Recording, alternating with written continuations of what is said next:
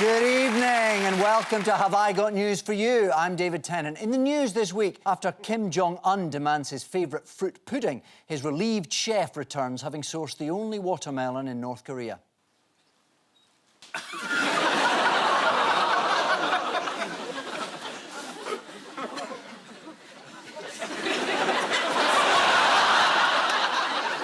On a Southern rail service, Mary Berry regrets trying to smoke a crafty fag in the train toilet.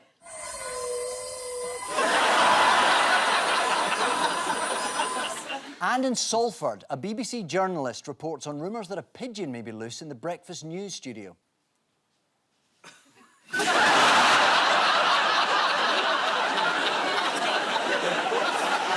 On Ian's team tonight is a playwright who says a good tip for any aspiring writer is to write backwards. To welcome warm, a give please so, Lucy Prebble.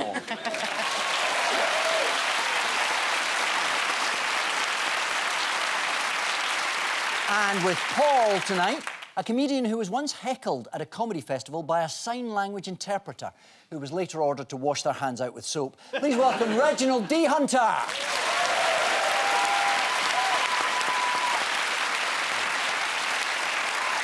So, we start with the bigger stories of the week. Paul and Reg, yes. Take a look at this. Thank you. Oh, yes, Make America Great Again. Jeff Sessions has just been told to leave, and there's Donald Trump lookalike. Looks like Angela Merkel, I'm not sure. Yeah, so this is the midterm elections in America. It is. This is the realisation we're only halfway through the first Trump presidency. It was the midterms. Was it a bad night for Trump? Well, not entirely. I mean, there is good news and bad news, but Yeah. essentially, come January, the Democrats are going to be asking for his tax returns. Right. Which he's not going to be very happy to be showing people because it will show his shady business dealings over the years. Maybe it's all fine. Maybe he's never done anything wrong. Yeah. Don't be silly. Trump ain't showed nobody a tax return since 2006. I mean, Democrats coming in, half of them want to be Republicans, so we'll see. I wish that had been funnier, but... I mean, you know, sometimes the truth is just humorless. It was a good night for Democrats, though, wasn't it? I mean, to some extent. Yeah. It was, you know, they won the House, which Yeah. was what everyone was hoping they would do. More women elected than pretty much we've seen ever before. I think 2 women in their 20s, which is, I think, has never, ever happened before in American politics. I mean, I'm impressed that they got round to doing it. In my 20s, I was basically throwing up from too many Bacardi breezes and watching Home and Away. So, good on them. Yeah, in all fairness to you, the country wasn't in as much trouble as it was in your 20s. That's true. That's true. Maybe if I drink more Bacardi breezes, things will sort themselves out. Well, I mean, if we can look at it that way if you want. They did even manage to elect a dead candidate in Nevada. Did they? Actually, I think. Yeah. That was, you know, that's the level of voting intelligence that exists there. But that did make me worry that maybe that is happening all over the place. Maybe Jacob Rees-Mogg is like a ghost of a sadistic mill owner from Victorian times. So did the dead guy do rallies and everything? Yeah. Yeah. No, he was actually a pimp from Nevada whose body was discovered by Ron Jeremy, the former porn star. So, you know... These are the stories we're not getting. From here for very 2018 as a story. This is Dennis Hoff. That's right. In Nevada. I think we Yeah. can have a look at him. And he won the Nevada State Assembly seat despite being dead for 3 weeks. According to Trump, why was the Democratic victory in the House of Representatives actually good news for him? Well, it means he can blame them when they block his measures and then say, well, I tried and it's all your fault. This is how he put it. They can look at us, and then we can look at them, and it'll go back and forth, and it'll probably be very good for me politically. I could see it being extremely good politically, because I think I'm better at that game than they are. He's been wearing goggles in the fake tan again. It's like a negative photograph of a panda, isn't it? He did say the other day in a rally, I've kept promises I didn't even make. Yeah. When the Republicans was in power, I mean, these last couple of years, the only thing he really got across with not much difficulty is tax cuts for the rich. I mean, that's been his enduring achievement so far. Yeah. So, and, I mean, we got rich Democrats. I don't really think he's going to have as much problem as people think he's going to have. Well, that's very depressing, Reg. Oh, I forgot. I thought this was England.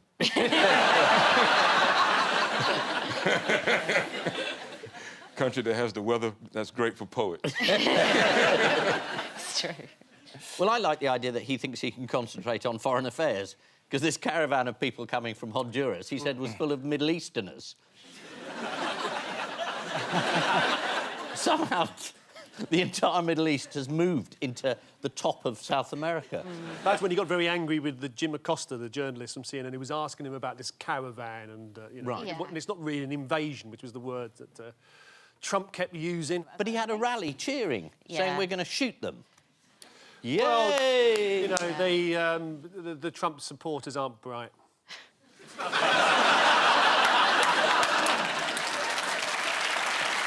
You see, it's that sort of insight you don't get on mainstream shows. It was pretty disgusting to watch, Dreadful. actually. It was really horrific. And it really shows that there is not a level playing field that sort of these conversations are happening on, even between Democrats and Republicans. It's like sort of playing poker with someone who's got aces up their sleeves, you know, and then basically will attack you if you win, turn the table over and, like, piss all over your shoes. It's not really a game of poker. That's one of the reasons why I stopped playing the game. I like the idea that one of the Republican adverts was so racist that Fox News wouldn't show it. Yes. Yeah. Yeah, in the same press conference, we did indeed see Trump having a little word with one of his friends on the press corps. Let's take a look at this. That's I was enough. going to ask one of the other folks. That's have had, enough. Pardon me, ma'am. Mr. Excuse President, me, that's enough. Put down the mic. Mr. President, are you worried about indictments coming down in this investigation? Mr. President. I'll tell you what, CNN should be ashamed of itself having you working for them. You are a rude, terrible person. You shouldn't be working for CNN. Go ahead. I think that's unfair. You're a very rude person. The way you treat Sarah Huckabee is horrible. And the way you treat other people are horrible. You shouldn't treat people that way. Go ahead. Go ahead, Peter, go ahead. In Jim's defense, I've traveled with him and watched him. He's a diligent reporter who busts his butt Well, I'm not a like the big rest fan of of us. yours either, so I understand. to be honest. See, this is where the next reporter should then have defended that guy.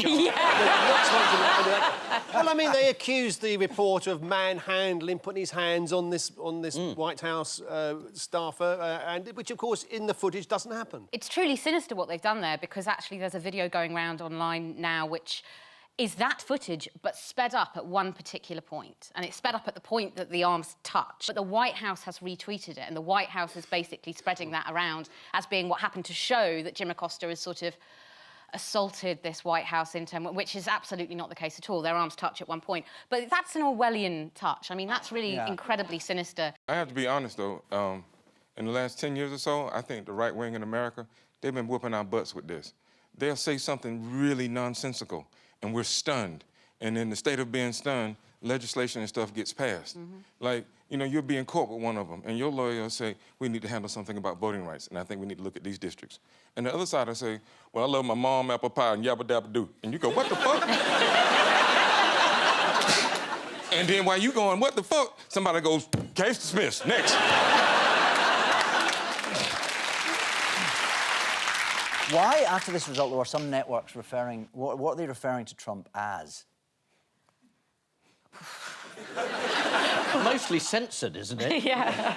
You know, there's The Great Survivor. Some of them are calling him the Magic Man. Are they? Because the party holding the White Yeah. House actually gained Senate seats in a midterm election for the first time since 2002. And almost everywhere Trump appeared, the Republicans did do well. What did Trump do to celebrate the Republican increase in Senate control? Punch a baby? Well, and then sacked one of his staff. The Attorney General. Yeah, he made him resign. Yes. Oh, yeah. And in a letter to Trump, Sessions wrote, at your request, I'm submitting my resignation. Also stepping aside was this man. Who's this? I don't know.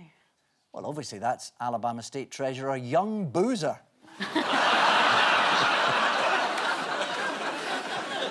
Yes, this is the US midterm elections. During a heated press conference this week, President Trump called CNN's Jim Acosta a rude, horrible person, causing a nearby pot and kettle to blow a fuse. President Trump was also critical of candidates in his own party who were defeated because they didn't want the embrace of my support. On the plus side, Trump saved himself some money there. His embraces usually end up costing him thousands of dollars. One surprising victor in the elections was Dennis Hoff, a dead brothel owner in Nevada. According to the Mirror, Mr. Hoff died at his love ranch in Crystal. How distressing for him. They were doing the joke minutes before. Ian and Lucy, take a look at this. Oh, that's Mr. Banks. Oh, God. Yeah. That's money laundering, I think. Brexit now doesn't seem to have been a sort of movement politically. It seems more to have been like a stag party for a second wedding that's gone terribly wrong. He's had a bad week, Aaron. Yes. He's been under investigation, and people have said, where did this money come from that you gave Leave UK, which was your organisation? And Andrew Marr asked him this question about 4 or 5 times, and he got very cross. He did a full Trump. Yeah. You know, when you're... Can you explain that? Did he sort of rise in the chair? Or what? No, his immediate thing, he turned on the media and he said, this is, you know, the establishment stitched me up. Perfectly reasonable question. One wants to know, you know, is this country's democratic system funded and interfered with by Russia? Is Aaron Banks litigious, Ian? Yes. So I couldn't call him a Poundland Bond villain? Oh, yeah, do. OK, all right. He described himself as the bad boy of Brexit. So what y'all saying then is he some kind of bad dude? There's nothing gets past you, Reg. He's saying, of course, that none of the £8 million donation came from Russia. It is quite difficult to follow, so, as you say, he went on Andrew Marr and explained it like this. Where did the money originally come from? It's not like I'm using a super injunction to try and hide my Where affairs did here. the money I'm originally telling you, come it came from a UK company Which that had company? cash generated in the UK. Which We've UK evidenced company? That, Rock Services. We've evidenced that to the Your Electoral Rock Commission. Services is a shell company. It doesn't generate You money just said itself. it's a shell company. You just read the FT. You told Parliament that Rock Services was just a service company. You've told me something very different today. I haven't seen the And actual part of it- transcript of that. I will go back and look at that. Well, let's just remind us what Aaron Banks did say to the Commons Select Committee. He said, Rock Services is a Treasury function. It just delivers the cash. It is just a service company. The actual loan came from another one of my companies that was delivered in. Aaron Banks still hasn't said exactly which company the loan came from. The brilliant thing at the end is, because he is so completely Trumpy now, he said, I wish I'd voted Remain. Yeah. After all that. He's given £8 million to vote Leave. He gets the result he wants. He's friends with Farage. He gets to meet Trump and he says, oh, I wish I'd done the other, because I'm on Mar, being accused of being a crook. Just accused. Don't laugh. And then what was Theresa May accused of earlier this week? Still being in power. A leaked document suggested that Theresa May had already done a secret deal with the EU and was planning to bypass the cabinet and generate public support by a stealthy media campaign. She's good at those. So stealthy, it's almost like nothing's happening. It is a great idea, though, isn't it, that she did the deal, say, a year ago, and she spent the whole year going...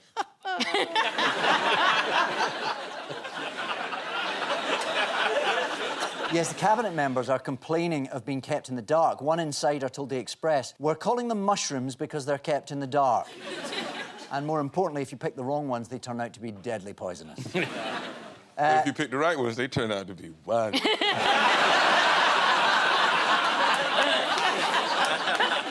Who had a revelatory moment about Brexit this week? Oh, I know. This is Dominic Raab, Yeah. right, who he kind of discovered that we're an island and that we're quite close to France and that basically that causes trouble with imports and exports. Yes. Yeah, the government tend to do this. They put people in charge of departments which they know nothing about. Karen Bradley, for example, was put in charge of Northern Ireland and said, I don't know anything about Northern Ireland. But that's good. I mean, Theresa May, I think, rightly appoints people to jobs about which they know absolutely nothing. So they've got a fresh approach. Like Boris as Foreign Secretary. He knows nothing about anything. I think Boris had his best chance to be prime minister before Trump became president.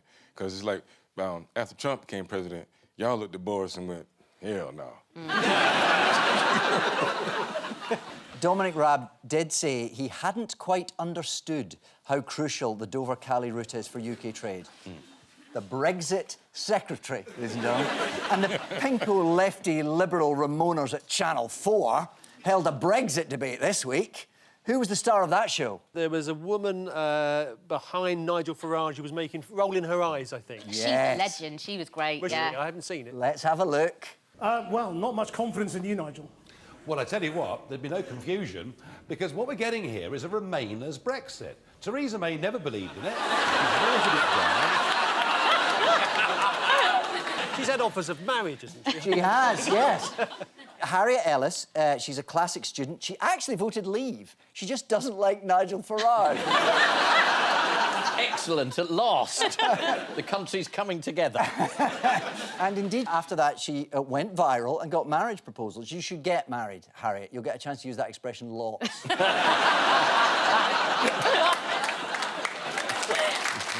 Who else is causing trouble in Europe? Is it Merkel? There's another country. Another France. country In Europe? Name them all.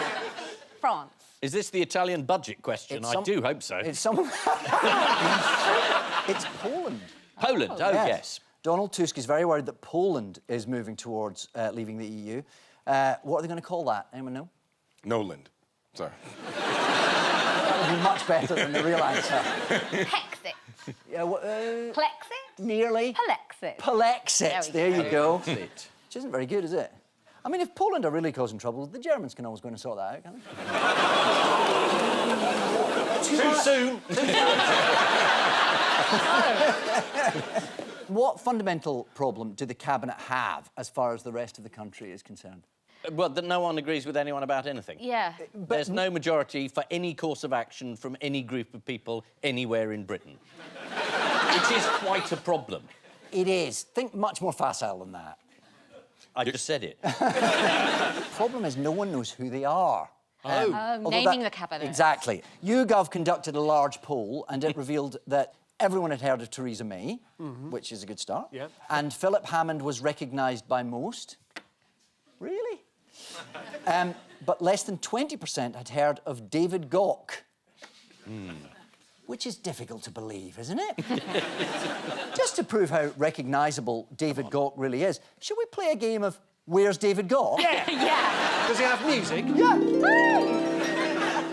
I'm going to show you a series of complex images, and you have to tell me where is David Gauck. Fingers on buzzers. OK. Here's the first one. Anyone know where David Gauck is? Yeah. Yes? He's third from the left in the second row.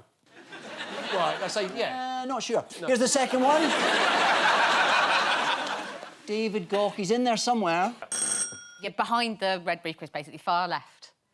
Exactly. No, he's the bloke next to him. He's coming out of Osborne's ear. Nobody can be sure. And how about the third one? It's like the birth of Athena. He's looking through the window. Oh, yes. I've got it. Theresa May has had some good polling news, though. Anyone know what that is? No. And she's still more popular than any other alternative. That's exactly... Well, yes, she's the least unpopular living Prime Minister. According to that same YouGov poll, she has a rating of only -14. Which actually beats Gordon Brown, John Major and David Cameron. But who's bottom of that? Tony Blair. It's Tony. Of course, Tony Blair with an approval rating of... -28. -48. Very close, -45. Oh. He weighed into the Brexit debate again this week, and he did what? He made a lot of people change their mind. Whatever he said, they thought, nope, I don't agree with that. I like David Cameron's comeback. Did you see he was testing the waters? He floated the idea that he might return. He did. Whole country going, no.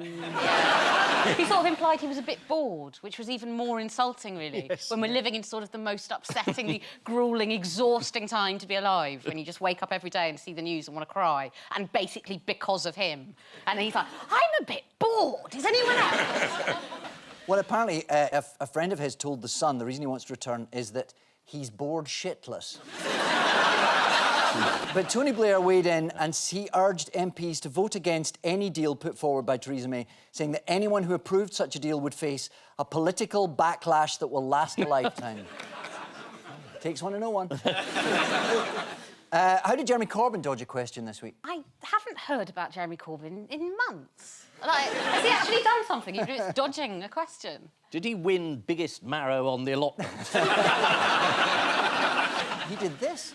Any response at all about the police investigation? Good morning, how nice to see you. Do you think the Labour Party... Good morning, how nice to see you. Goodbye. Are you finally going to take action on this, Mr Corbyn? Goodbye.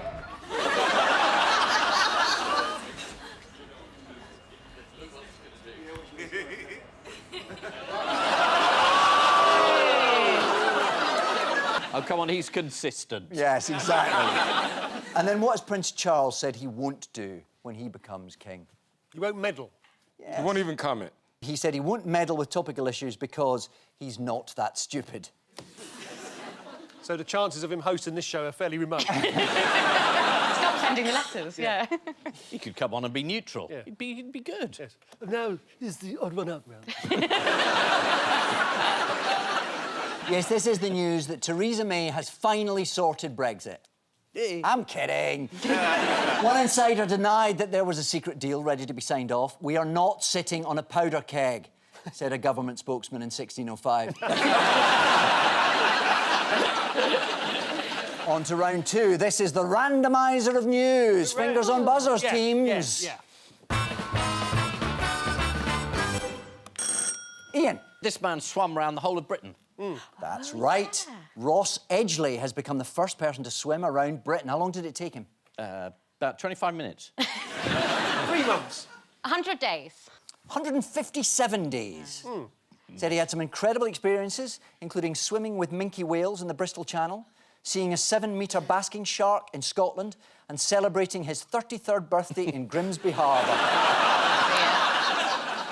We've all been there, mate. What did Ross lose while swimming? Some weight? No. No. He'd forgotten how to walk. The arches of his feet. I'm not making this up, am I? Had he grown a tail like a merman? Well, muscles do atrophy in your legs very quickly. If you know, within a couple of days, if you're not using them, it starts the process. Yeah. So he hadn't forgotten how to walk. His legs had. His legs had, and he's got to do that. Is that right? No. Ian, you made me look like an idiot. He lost his tongue. And I don't mean metaphorically. Bits of his tongue actually fell off due to the constant exposure to salty water. He told The Guardian, "I realised something was bad when I woke up with chunks of it on my pillow." Hang on, pillow? Yeah. What's he on, a night? Pillow? Well, he didn't sleep in the water. Didn't he? Well, that's not swimming around the coast non-stop, is it? What did he do? Go to a hotel? He's still a human being. He's not the Little Mermaid. He's a liar.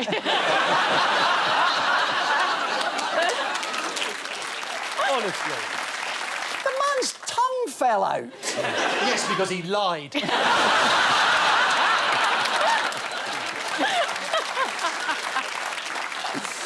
You're applauding this poor bloke. He woke up with chunks of it on his pillow. The flesh was a lot like beef stroganoff or slow-cooked pork. You could see the taste buds on it. It was that thick. He sounds proud. How did he protect himself against jellyfish? We had a wetsuit on. Yeah. What bit was exposed? His face. He wrapped a duvet round it. Pillow man. He tried not to swim into a jellyfish face first. Yeah. Well, he did, unfortunately. Did he? To That avoid might explain the tongue, too. Yeah. he grew a beard to avoid it tongue. happening again. Because, in his own words, a fat, giant jellyfish of Scotland and its tentacle had been slapping me in the face for half an hour. Yes, your breakfast is ready. You want croissants? You're You want protected. chocolate on your cappuccino? What other feats of endurance has Ross Edgley done before this, do you know? Yeah, he's walked upstairs and claimed it was Everest. I'm just so sorry for him. He's gone through worse than this. Yeah.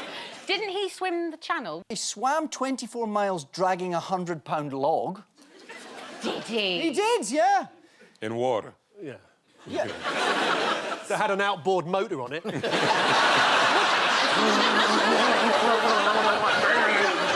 He ran a marathon pulling a car. That somebody else was driving.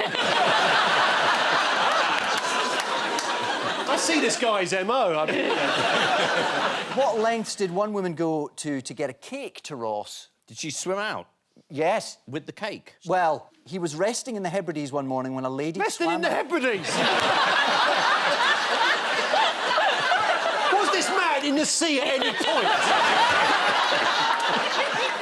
He walks around the island 5 feet away. I'm in the sea, but it's a bit cold today. He was in the sea at the time. Was he? He was resting in the sea. Was he? Perhaps on a lilo, I don't know. I was resting in the Hebrides one morning when a lady swam out to me with a cake resting on her head. Unfortunately, Ross then discovered the cake had a severely soggy bottom. What international cake event took place this week? The International Cake-a-thon? Yeah, there you go. How did you know that? This mine. The world-famous Cake International was at the NEC in Birmingham. Included a number of cakes in the shape of famous people, like a disturbingly lifelike Prince George. There he is. Oh. Yeah. Who wants to play a quick game of Guess the Celebrity Cake? Yeah! Come on! Yeah, absolutely. The last Fingers one on buzzers. Who is this supposed to be? It's not a footballer, is it? It's one of the Chuckle Brothers. Yes. Oh, yes, of course. Yeah, topical news quiz. It's the late lamented Barry Chuckle, of course. Yes. Right. What about this mustachioed hunk on an eclair? Ian. It's the other Chuckle Brother. Oh, I know. It's Burt Reynolds. It's Burt Reynolds. Oh. Yes, it is. That amount of hair. You'd be disappointed if you didn't find hair in that. And finally... That's Nigel Farage. It's Nigel Farage, yes. What, is it a geisha? It's a Scottish geisha. Nigel Farage by artist Philippa Edgerton. It's captioned, Nigel Farage as a sculpted fruitcake. Quite. And what did Lynn Dwyer from Northumberland find in her butter this week? What did she find in her butter? Take a look. She didn't find that. Did her husband leave for work early?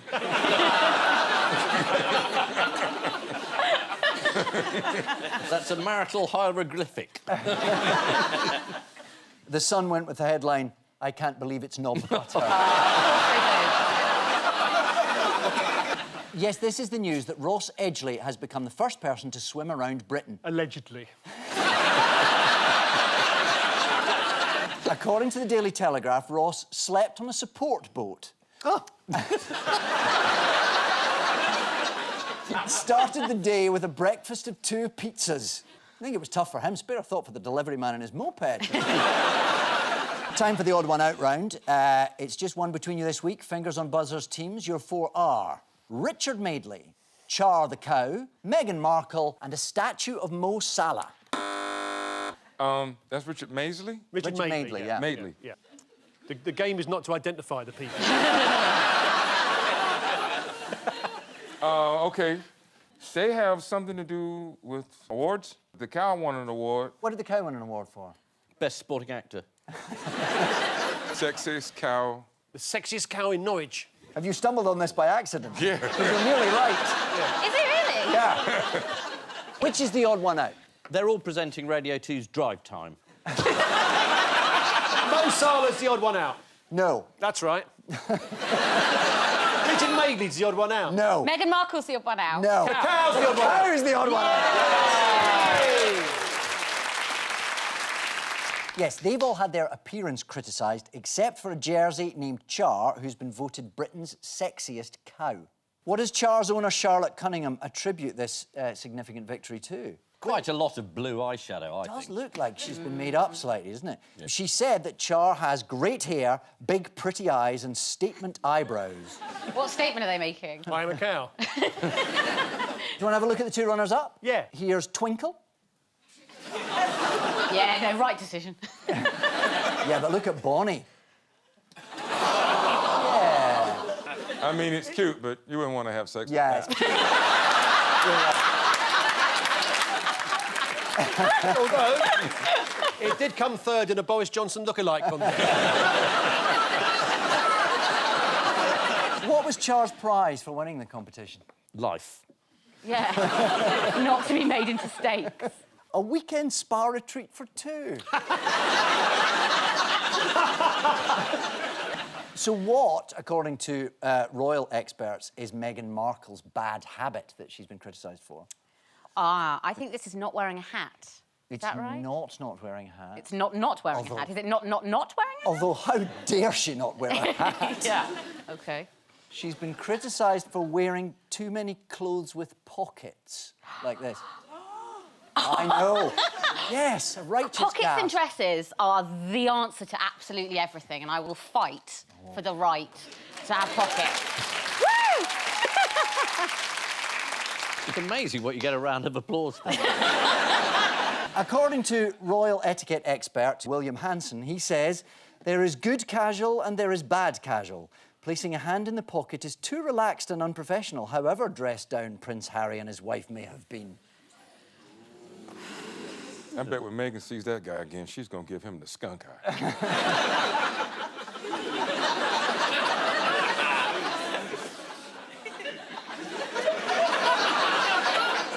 What part of Richard Madeley's appearance was criticised this week? His hair? Not quite. Not quite his hair. His facial hair. He's been experimenting with some designer stubble. Is this Movember? No, nothing to do with Movember. It's just Richard being the crazy cat that he is. But his bosses at Good Morning Britain, they weren't too keen on it. They asked him to shave it off. Madeley said, so it's all gone, smooth as a baby's bottom. Here he is before shaving, and here he is after. So, worth it. Is he standing in for Piers Morgan? He is, yeah. Right. Well, I don't think you should discourage him, for God's sake.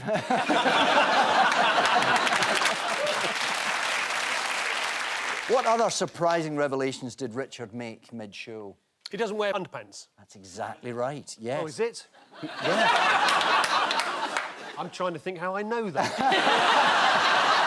Oh, God. He revealed he hadn't worn underwear for decades.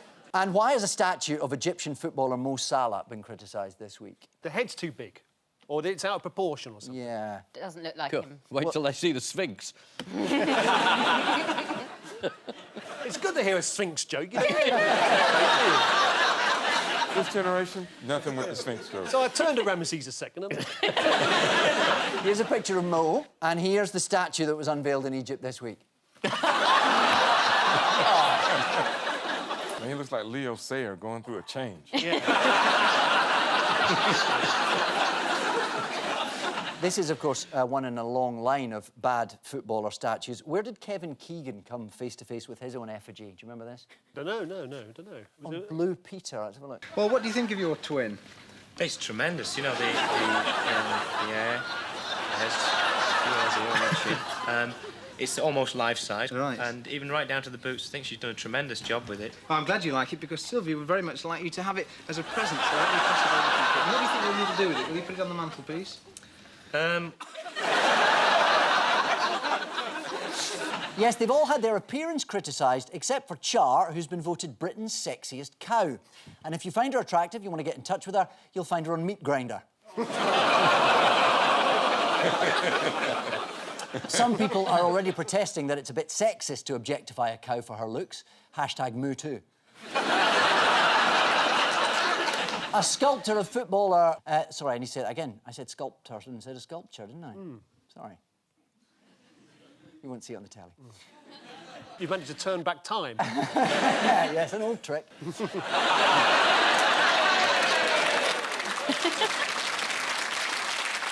That essentially was my joke, but you didn't get the first bit, did you? An old trick. A sculpture of footballer Mo Salah has been criticised this week for not looking anything like him. One critic said of the statue, why does Mo Salah have the body of an 8-year-old? You thought the charges against Ronaldo were serious. Time now for the Missing Words round, which this week features as its guest publication, the Tools and Trades History Society newsletter. Skip the item about detachable drill heads, there's always a boring bit. We start with one of the best things about last month's Tools and Trades History Society meeting in Suffolk was... the sex show at the end. Featuring Monica and her obedient snake, Tommy. Was it that it was cancelled? Was it that everyone got hammered? Hey! It was the buffet we enjoyed afterwards. This is, of course, from Tools and Trades History Society. If you're looking to see a wide variety of tools, you'll find them at the buffet. Next, whenever the royal family play football at Balmoral, what? The Queen referees. And if there's a foul, she waves play on. No. What do you mean, no? She doesn't. What does the Queen do? She plays in goal. Exactly right, yes. What? The Queen always goes in goal. You know, I think I'm cleverer than I really am. This is the surprising revelation this week that not only did the royal family enjoy a kick around, but the Queen likes to go in goal. But to be clear, we're not saying the Queen is a footballer. That would be silly. She could not get by on 300 grand a week. Next, the history of what is an eye-opening read. Ophthalmology. Matchsticks. Botox. Ancient tools of Britain. Getting closer. Ancient tools of Scotland. New tools of Ireland. The adjustable spanner. I was going to go spanner. You were. Wow, what I was going to say was going to be wrong. This is, of course, an article from the Tools and Trades History Society newsletter. There's one chapter about a particular tool that was really hard to tear myself away from. It was a wrench. Next, what tastes better than supermarket soup? Revenge. Ah, yes. Homemade soup. Probably does, but the unlikely answer is soup for cats tastes better than supermarket soup. Do cats know they're making soup for them? Well, they should, because apparently it's delicious. This is the news that soup made for cats has more meat and better flavour than the average soup for humans. Unfortunately, this will make the people who produce cat food even more arrogant, going around giving it the big I-ams.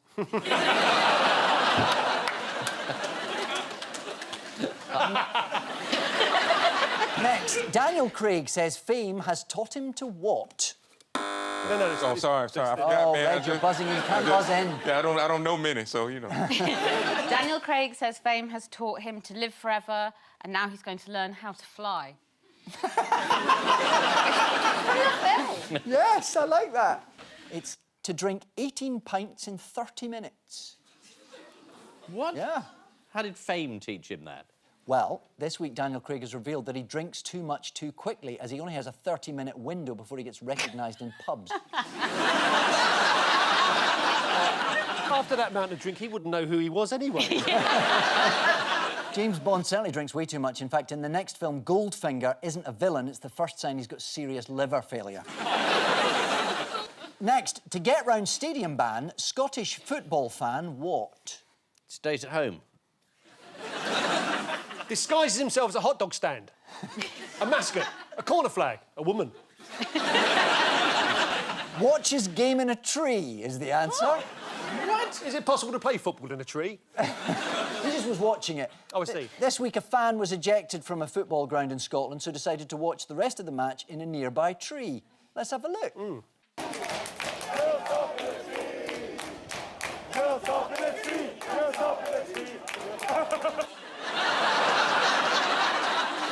He's up a tree! He's up a tree!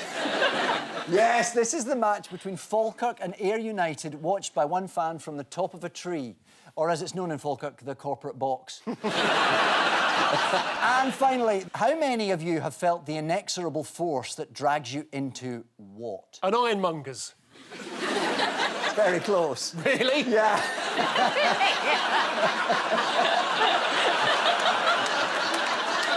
A tool shop. Every tool shop you pass. I'm going to buy a lottery ticket this weekend. Here's a picture of the things you might pick up if you're a Saudi on the way to the embassy.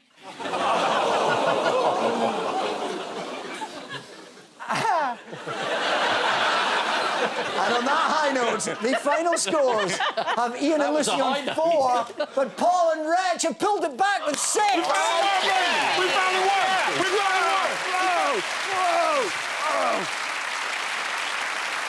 Before we go, there's just time for the caption competition. The Republican wives luncheon.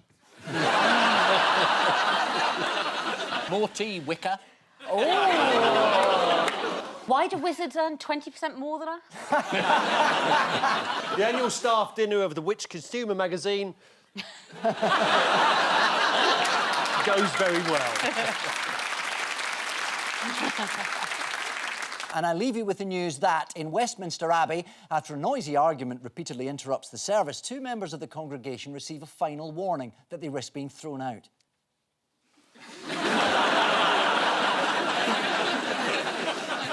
In Dagenham, angry punters demand a refund after attending a performance of The Lion King in a pub car park.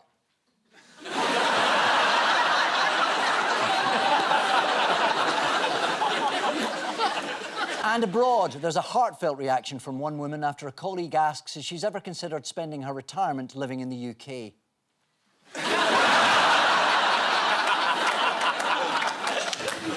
Good night.